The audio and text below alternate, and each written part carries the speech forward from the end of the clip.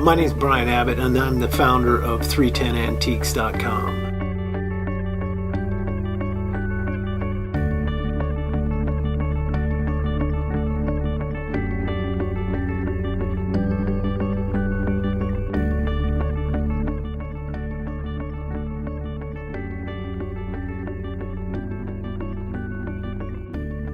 Okay, antique photographs. That's something else that we deal in, and something I can tell you a little bit about.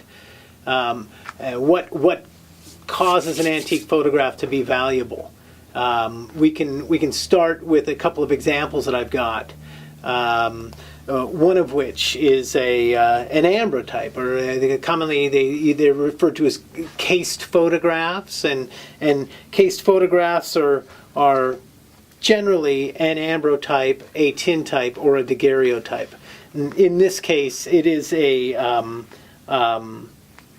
ambrotype, and this is an ambrotype of a United States cavalry officer from the Civil War. This is a good ambrotype. It is in its original case. It has its original seals, which means that these were sealed with essentially an old type of tape over the back of the plate to keep dust out. Well, over time what it does is it actually keeps dust in, and that's something that you look for in an original ambrotype or daguerreotype. As you see dust inside the glass, that's a good thing. I strongly suggest that you never attempt to open one of these yourselves. Don't attempt to pry the photograph out of the case. You're just going to hurt it.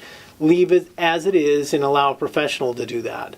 But what adds value to this is certainly the Civil War aspect of it. Because it's a good photograph, we can see the insignia on this man's uniform, and we can see the type of hat that he has on and the type of sword that he's got. We know he's a Civil War, he's actually a Union Civil War cavalry officer. That makes for a good daguerreotype, ambrotype. Most of them are of just your family member, my family member, and it's just, or the wife and the kids sitting down for a photograph. So having a soldier with, in this case, a pistol, a sword, his gauntlets, that kind of stuff, that adds value. So this is a good photograph, and this actually has a button of his sewn into the inside of the case, which is makes it a little bit more interesting still. I also have a photograph here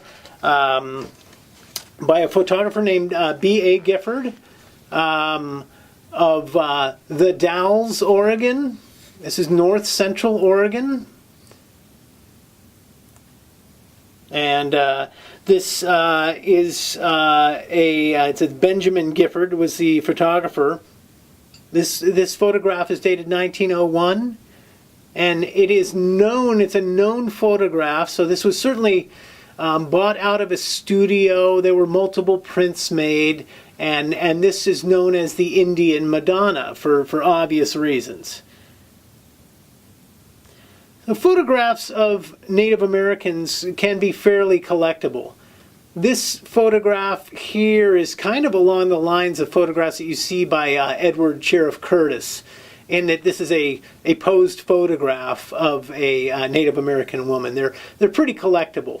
What is also highly collectible are more photographs of Native Americans in their natural settings, doing things that they would do naturally. Or for instance, I once owned a very rare tintype that was of an Osage Indian. And it was prior to the Osage tribe signing a treaty that removed them to the Indian Territory.